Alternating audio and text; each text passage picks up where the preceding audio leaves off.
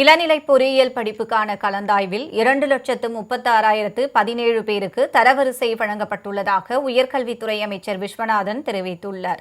சென்னை கிண்டியில் உள்ள தொழில்நுட்ப கல்வி இயக்ககத்தில் இளநிலை பொறியியல் படிப்பிற்கான தரவரிசை பட்டியலை அமைச்சர் விஸ்வநாதன் வெளியிட்டார்.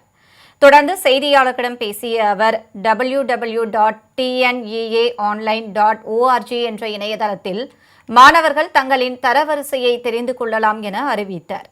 பொறியியல் கலந்தாய்வுக்காக 2,45,235 பேர் விண்ணப்பித்துள்ளதாகவும் அதில் அரசு பள்ளிகளில் பயின்றவர்கள் 50,494 பேர் எனவும் குறிப்பிட்டார்.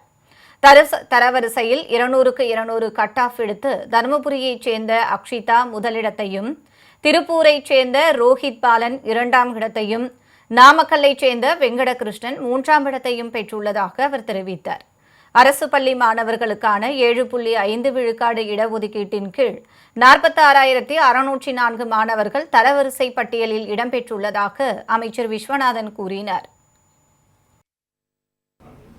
இந்த ஆண்டு தரவரிசை எண் வழங்கப்பட்ட மாணவர்களின் எண்ணிக்கை 1,30,767. இதில் மாணவிகளின் எண்ணிக்கை 1,05,245. மூன்றாம் பாலினத்தவர் 5. ஆக மொத்த எண்ணிக்கை 2,36,017.